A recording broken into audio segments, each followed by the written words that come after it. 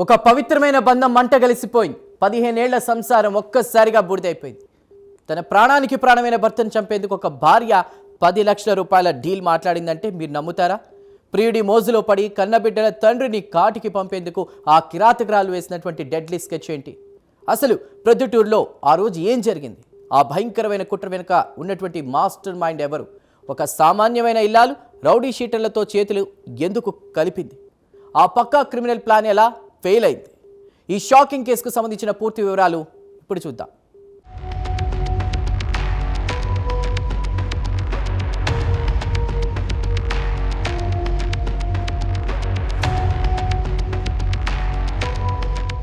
ప్రొద్దుటూరు పట్టణంలో నివసించే ఈశ్వర్రెడ్డి శిల్పల పెళ్లి జరిగి 15 ఏళ్లు దాటింది. 3 పిల్లలతో వారి కాపురం ఎంతో హ్యాపీగా సాగుతోందని అందరూ అనుకున్నారు. కానీ ఆ పచ్చని సంసారంలో అక్రమ సంబంధం అనే విషనాగు ప్రవేశించింది. స్థానికంగా ఒక కాంపౌండర్ పనిచేసే సుధీర్ అనే వ్యక్తితో శిల్పకు ఏర్పడిన పరిచయం కాస్త వివాహేతర సంబంధానికి దారితీసింది. ఆ మోజులో పడిపోయిన శిల్పకు తన భర్త ఒక పెద్ద అడ్డంకిలా కనిపించాడు. అంతటితో ఆగకుండా భర్త పేరు మీద ఉన్న విలువైన భూములు, ఖరీదైన బంగారు ఆభరణాలపై ఆమె కన్నుపడింది. ఎలాగైనా అతన్ని ఫినిష్ చేస్తే ప్రియుడితో కలిసి విలాసవంతమైన లైఫ్ గడపొచ్చని ఒక డేంజరస్ ప్లాన్ వేసింది. ఇందుకోసం రాజంపాలెంకు చెందిన రౌడీ షీటర్ వినయ్ను కాంటాక్ట్ చేసింది. అక్కడి నుండి ఈ crime story Hindupur rowdy sheeter Lakshmi Narasimha వద్దకు చేరింది. తన భర్తను చంపితే 10 లక్షల రూపాయలు ఇస్తామని సుపారీ డీల్ కుదుర్చుకుంది. ఇందులో భాగంగా అడ్వాన్స్ కింద 5 లక్షల రూపాయల హార్డ్ క్యాష్ కూడా చెల్లించింది. He is a rowdy sheeter in Rajapalam by the name of Vinay.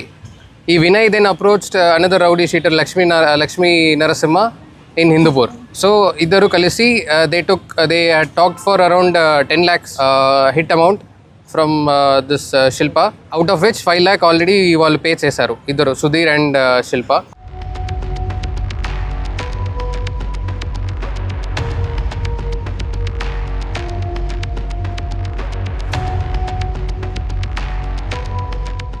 April 22 సాయంత్రం 4:30 గంటల సమయం.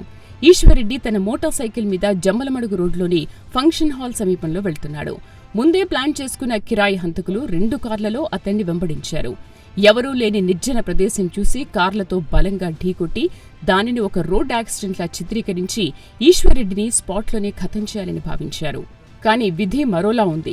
ఆ భయంకరమైన వేగంతో దూసుకొచ్చిన కార్ల నుండి ఈశ్వర్రెడ్డి త్రుటిలో ప్రాణాలతో తప్పించుకున్నాడు. ఆ క్షణంలో తన ప్రాణానికి ముప్పు ఉందని గ్రహించిన ఆయన నేరుగా పోలీస్ స్టేషన్కు పరుగులు తీశాడు. ఫిర్యాదు అందిన వెంటనే రంగంలోకి దిగిన పోలీసులు అసలు విషయాన్ని కూపిలాగారు. కట్టుకున్న భార్యే భర్తను చంపాలని చూడడం చూసి అధికారులు సైతం విస్మయానికి గురయ్యారు. నిందితులందరూ అప్పటికే తమ ఫోన్లు స్విచ్ ఆఫ్ చేసి ఎస్కేప్ అయ్యారు. కానీ ప్రొద్దుటూరు పోలీసులు నిందితుల కోసం వేట మొదలుపెట్టారు.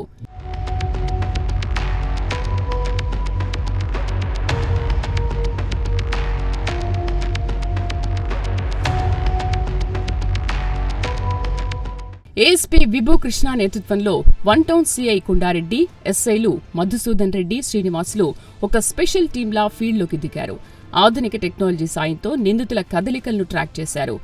ఎర్రగుంట్ల రోడ్లోని అయ్యప్పస్వామి దేవాలయం సమీపంలో నిందితులు దాక్కున్నారన్న పక్కా ఇన్ఫర్మేషన్తో పోలీసులు సినిమాటిక్ స్టైల్లో ఆ ఏరియాను చుట్టుముట్టారు. పోలీసులను చూసి పారిపోయేందుకు ప్రయత్నించిన 11 మంది నిందితులను చాకచక్యంగా అదుపులోకి తీసుకున్నారు. వారి వద్ద నుండి 5 లక్షల నగదుతో పాటు 5 భయంకరమైన వేట కొడవళ్లు, ఐరన్ రాడ్లను స్వాధీనం చేసుకున్నారు. భార్య శిల్ప, ప్రియుడు సుధీర్ రౌడీ షీటర్ల ఆట కట్టించారు. బిఎన్ఎస్ సెక్షన్ల కింద హత్యా ప్రయత్నం కేసు నమోదు చేసి వారందరినీ కటకటాల వెనక్కి నెట్టారు. ఈ కేసులో ఎవరినీ వదిలిపెట్టబోమని పోలీసులు సీరియస్ వార్నింగ్ ఇచ్చారు.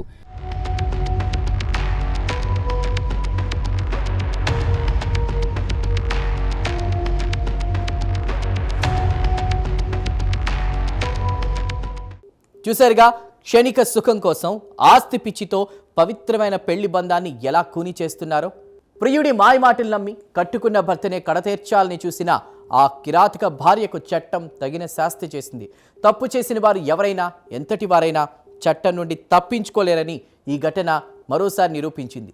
సమాజంలో ఇలాంటి ఘటనలు జరగకుండా ఉండాలంటే ప్రతి ఒక్కరూ అప్రమత్తంగా ఉండాలి. బంధాల విలువలను గుర్తించాలి.